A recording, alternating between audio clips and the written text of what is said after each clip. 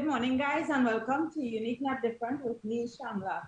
And today I have Jamal Legion. Jamal is currently doing his diploma in agriculture, and he made mention that when I read this, I was shocked. 86 rabbits.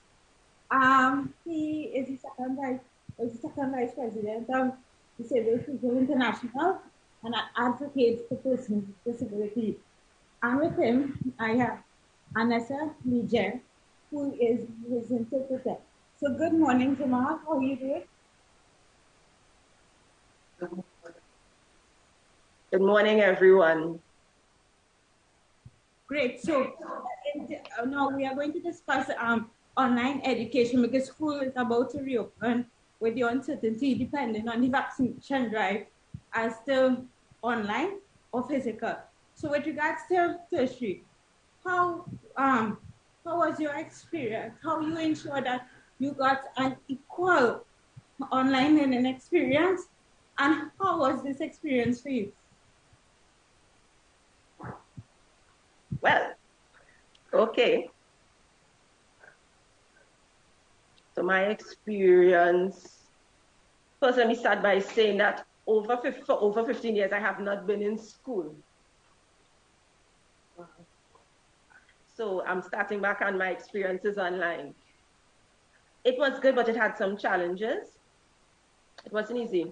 So first thing, so let me explain what was good. So this was about learning new things, of course.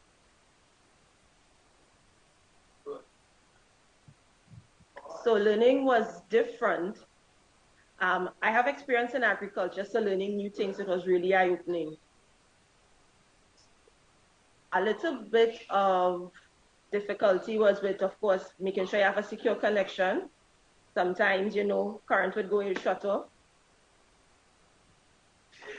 And then, of course, I had to get used to due dates for assignments. So, you're currently working against a clock sometimes. But I made sure that the lecturers made sure that they didn't treat me any different with any kind of pity. I got equal treatment with everything that I was doing. Perfect.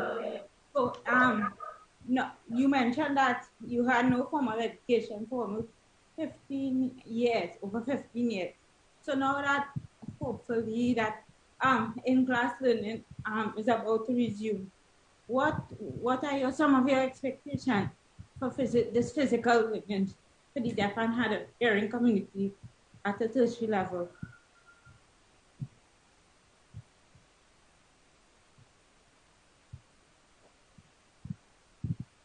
So what I'm saying is,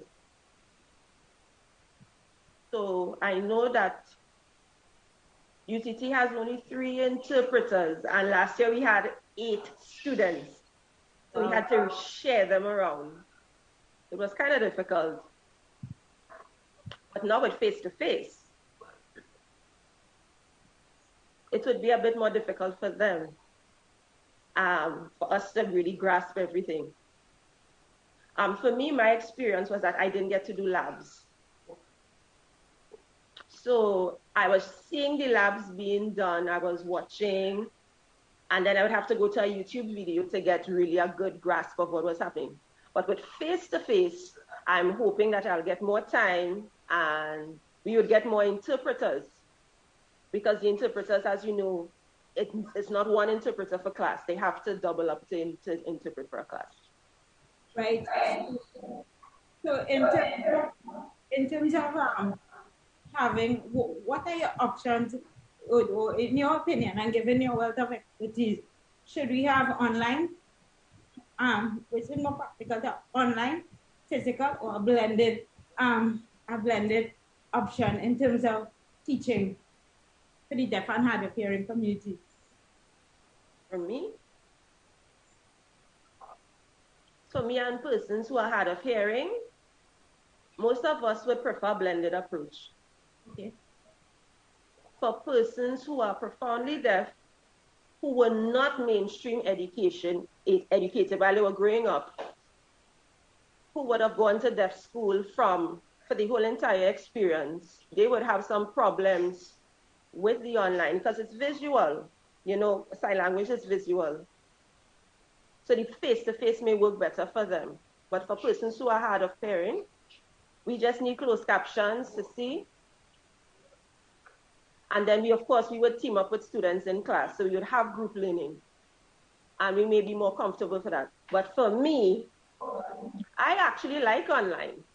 It's better for me. It works better for me. Awesome. In terms of the parents' role, especially now that we have online learning, children and even young adults are more at home. How some parents have kids with who are deaf and hard of hearing and they don't even know sign language. What should be their role in terms of helping their children in education and even social life?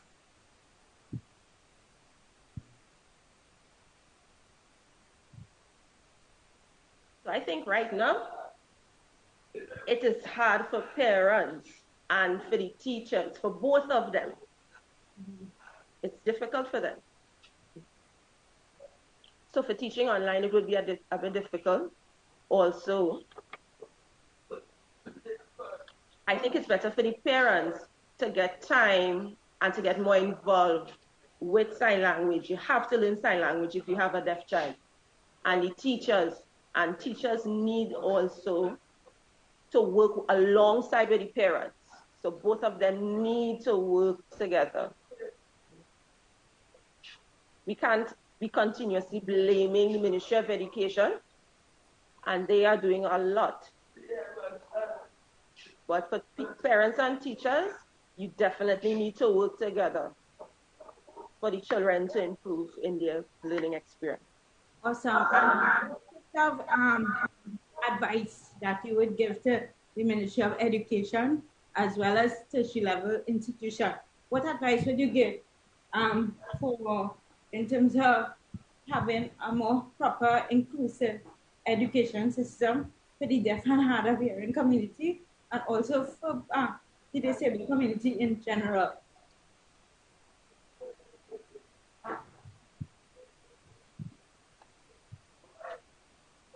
But I want to say to you, we know that UE has a unit with Miss Jackie. Dr. Jackie. Yeah, Dr. Jackie Huggins. It's very supportive. So I want to advise the Ministry of Education that and other universities and colleges, please have a system that is accessible for persons with disabilities and the deaf or hard of hearing. You can do your research and see what is happening abroad, but it's good for you to research classroom interactions right here in Trinidad, and Tobago and see. Sometimes we look at, it is expensive to include a child with a disability. But we have to look at when we think about access to persons with disabilities, it is actually access to everyone. Whatever new system you put in place for accessibility for persons with disabilities, everybody can use it. So it is not ever a waste. It is actually more inclusive for every person. Awesome. I say thank you so much. And I want to invite you back next month because next month is the deaf awareness month. And I want you both to come back and teach us some sign language and talk about sign language in general, in particular, actually. So thank you so much. And thank you, Anessa. And guys, with that being said, I want to say thank you so much for tuning in to this week's segment of Unique and Different. Until next week, as I always say, be good, be good. Bye, guys. Bye, Jamal. Bye, Anessa.